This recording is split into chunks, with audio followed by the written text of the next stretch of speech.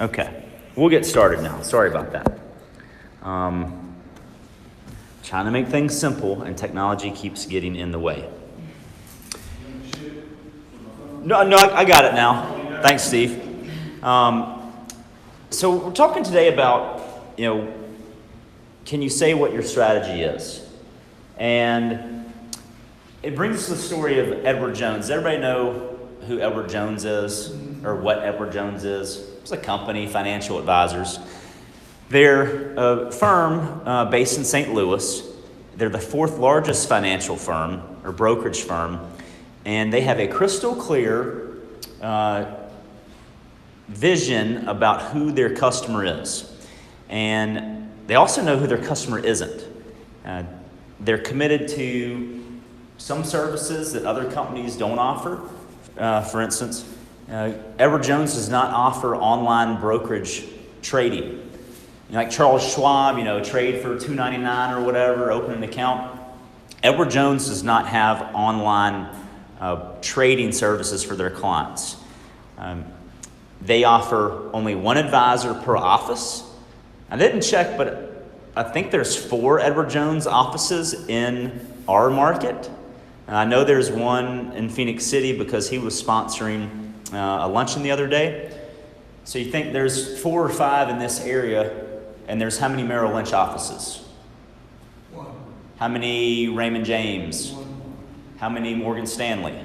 1. Okay, and they've got multiple advisors in all of those offices. So Edward Jones is a lot different. They have offices all over the U.S. In fact, they have 12,500 offices, which is 10,000 more than their competitors. So you think just in little Columbus, Georgia, Phoenix City, Edward Jones has 4 or 5. They have 4 more offices than their competitor. Now, we're talking about offices, not necessarily advisors. Each advisor has to be an entrepreneur because they're running their own office. They don't have an office manager to do everything. They are an independent small business owner. So I pulled up Edward Jones is their strategy statement. And this is their strategy statement: to grow to 17,000 financial advisors by 2018 by offering trusted and convenient face-to-face financial advice to conservative individual investors who delegate their financial decisions through a national network of one financial advisor offices. They're not looking for the person that wants to open an E-Trade account or a Charles Schwab account. They want... So if you want to be a day trader, you're not going to Edward Jones. They're looking for conservative individual investors who want to actually meet with someone and talk about their investments. But they also want to be part of a national network. So they're not just relying on one single person to help them make all their decisions. They're part of an entire network. And as Matt Sled was asking, this relates a lot to several things we've talked about before. Y'all may be familiar with Simon Sinek, who's done a bunch of TED Talks, and his first kind of hit it big with start with why. Why do you do this? Why do you do that? And I included a video link in the email from our presentation where we talked about that. And Simon Sinek says, people don't buy what you do, they buy why you do it. That's your why.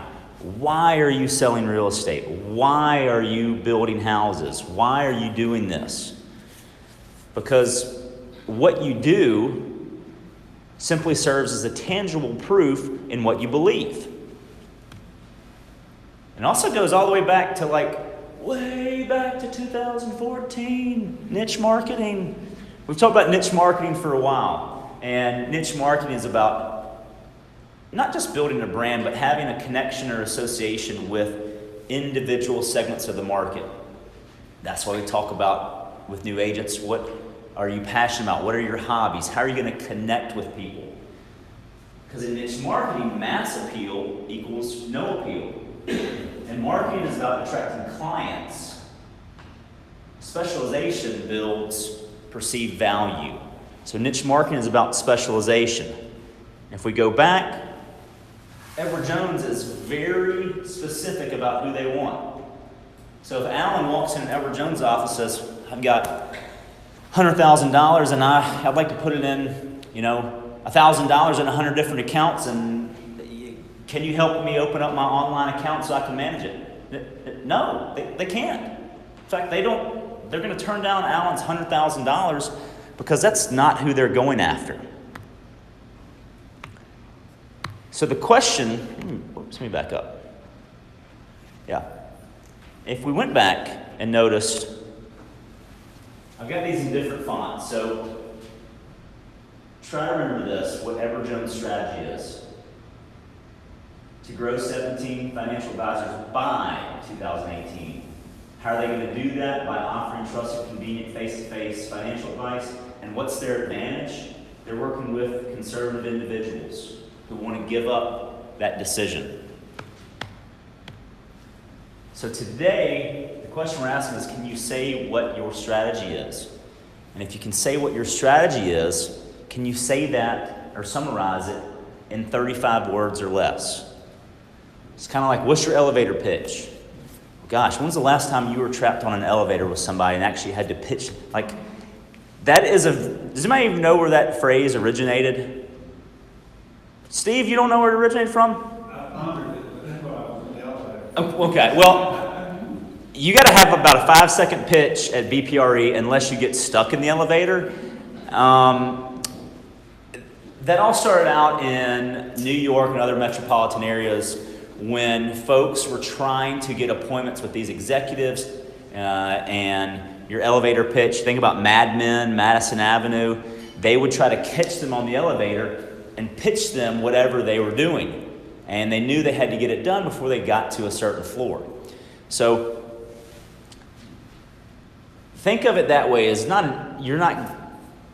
got a little more time, but can you summarize what it is you're trying to do? Not to all of your customers, but to you and your team, to yourself. Because business planning is starting next month, which, as Alan pointed out, next month is next week, which is crazy. I cannot believe it. So the elements of a strategy statement is 3 simple elements. There's the objective, which is specific, measurable, and time-bound. The scope is the landscape of operation. And the advantage is, what do you do better or differently than your competitors? We're going to break these down. So, the objective, the first piece. If you're looking at your objective and you're thinking about, I need to do something specific, measurable, and time-bound, right? So, what's specific and time-bound? The question I came up with is, what will drive your business over the next 1 to 3 years? If that's what you're thinking about. And so, I have some answers. This is an example of how you can answer that question. Generate 1 referral per past client each year. So, if that's my objective, I want to generate a referral from a past client each year for the next 3 years. Okay. Our scope. The question to help you understand that is, what activities should you concentrate on and which ones should you ignore? If y'all remember, a few weeks ago, we told the story about Charlie Kanukin and how he spent roughly 85% of his marketing budget on current customers to try to get them to come back to the store, because he knew that that was money better spent than trying to attract new customers. So, who in the room has 5 minutes this week to call one past client or one person in your sphere? I mean, everybody's got 5 minutes, right? I just don't look at Facebook for like 5 minutes. Boom, there's 5 minutes. But if it's not on your calendar this week, add it to your calendar after this meeting. I mean, it's not on my calendar, but we always have 5 minutes to do one thing. So after this meeting, you could add to your calendar, call Mr. and Ms. Smith, just to thank them for their business, just to say I'm thinking about you.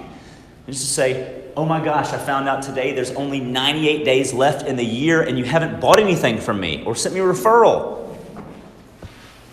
So back to the question, what activities should you concentrate on? Which ones should you ignore?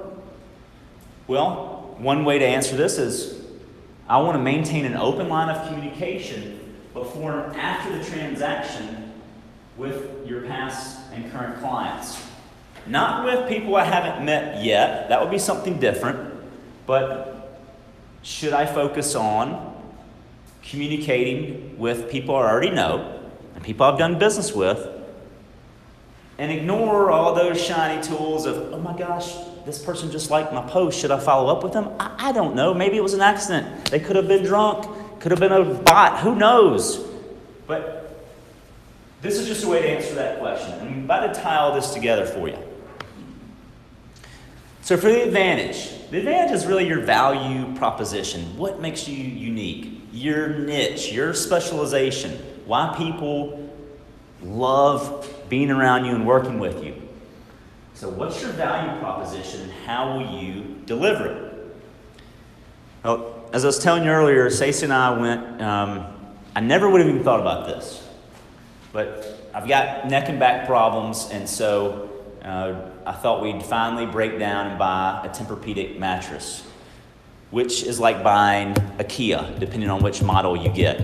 And they didn't give me sheets for life or some other cool promotion, but it's an investment. And there's only one, I'm trying to remember how they categorize it. Haverty's is it's like a licensed specialist where they have a Tempur-Pedic little showroom where you go in, you lie down on the mattress, watch a video, and it adjusts with the video to explain everything. Instead of just going to a mattress firm or some other mattress store that carries Tempur-Pedic, Haverty's is it's like an official licensed seller of those mattresses. So their staff is better trained to help you understand the benefits of buying a mattress that is that expensive. And what's also cool is Tempur-Pedic has a 90-day guarantee. Sleep on it for 90 days. If you don't like it, send it back. Also, they have a mattress swap program that if you buy a mattress and you think you're on the wrong one, you can exchange it for a different style within the first 30 days. And you still have that 90-day period. And if that's not enough, they give you a 10-year warranty, which is crazy. So they're building customers for life. I would imagine after you sleep on a Tempur-Pedic mattress for the first 90 days and you didn't return it, you're going to keep it. And it's going to last 10 years. And if you've had something for 10 years and the improvements it's made in your sleep or your life, you're probably going to buy another Tempur-Pedic mattress. I mean, they figured this out. So that's part of their value proposition. Is they do not want you to ever sleep. The only other mattress you can sleep on is just a different style of Tempur-Pedic mattress. You can't buy anything else. So your value proposition, help clients maximize their option, make the best real estate decision, and minimize the stress of the move. That would be, if you could do that, and no one else is doing that, that would be a value proposition. So let's tie all this together. Taking all three of those statements. And don't count the words, okay? I think it's like 39, so I went over 35. Generate 3 referrals from each past client by 2021 by maintaining an open line of communication before and after the transaction to help clients maximize their options, make the best real estate decisions, and minimize the stress of their move. Now, this isn't something for you to go broadcast to all of your clients. This is something for you and your team to be on the same page about so you can help understand how to achieve those goals. And when I say team, newsflash, everyone here is on the Bickerstaff Parm team. That means everyone here is available to help each other. Alan, Reynolds, Julie, Jenny, Sarah, Sabrina, your fellow agents. And so that's why it's so important as we head into 2019 is to start setting your business plan and setting your goals so that we know how we can help you. And when I started reading through this, has anybody ever seen the movie Hoosiers, the basketball game? That is one of my favorite movies. I love Gene Hackman. And if you don't know the story, who knows the story? What is it? Where are they from, Kappa? Indiana. Okay, so a little farm team in Indiana, and Gene Hackman comes to coach. And one of the first things he does is implement a new strategy. He says, you're going to pass the ball 3 times before anybody takes a shot. And if you like to shoot the ball, that's pretty hard to do. And in one of the first or second games, he's counting the passes. And one person kept shooting. They just couldn't hold the ball. During that game, he benched so many people that he only had 4 players on the court. And the ref comes over and says, Coach, we need another player. And the first player he benched stands up and starts to run in. He says, no, sit down. My team's on the court. And of course, they get beat. But not only did the team learn what a strategy was, is then all of the players' parents bought into the strategy too and could get behind it to help them work as a team. And what happened is they go on to win, the state championship. But it's interesting what happens when you set a goal and you commit to it and you follow that strategy and you implement it. Incredible things can happen. So what are the benefits? Use this strategy as a guiding light, because you're faced with difficult decisions all the time. People call Alan and I up and they ask, well, God, hey, you're a so-and-so member. Have you tried this new technology for answering your calls? Like, oh my gosh, do we need to invest 30 minutes with this company to see if their technology can help us? Zillow calls you about buying leads. There are tons of distractions. So if not for anything else, you've got to have a strategy to help you set boundaries, to create a deep experience with your customers, and to focus on what you do well so that you don't waste any time or money, especially as a new agent. Even as a seasoned agent, there are so many distractions. But if you focus on what you need to do, you can have a strategy that can help you eliminate those so you're confident knowing that you don't need to follow those. So to go back, the objective is specific, measurable, and time-bound. The scope, that's the landscape. So your objective, you got to be really specific. And the scope, landscape, that just means activities. What are you going to be doing? How are you going to communicate? And the advantage, that's your niche, that's your passion, your shared interest. What do you possess that no one else possesses that can help you connect with your clients? And I pulled this quote out this morning, and I thought this was pretty great. The trouble with not having a goal is you can spend your life running up and down the field and never score. We believe real estate is a lot like athletics. When we played sports growing up as kids, you set goals. You want to do this, you want to do that. If you played sports or athletics at a higher level, or you still participate in any kind of team-oriented sport, setting goals is so important. They don't have to be big, but you understand that successful people are not gifted.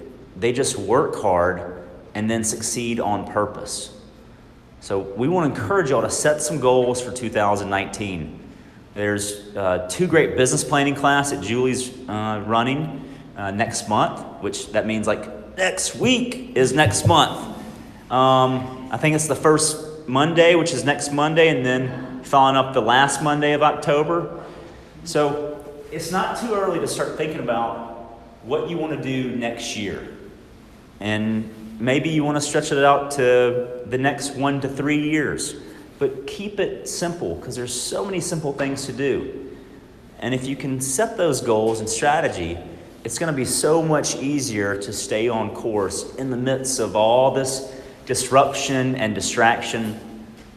Because I remember how distracted I was when I first started selling real estate. It is even harder now with all the different people and things that are vying for our attention. while we're just trying to get our customers' attention. So you got to have a plan on what you're going to do so that you don't get distracted in 2019. So I'm going to post this. We'll send out the slides if you want to use it for notes. But really appreciate you all spending time here with us this morning. Thank you. Thank you.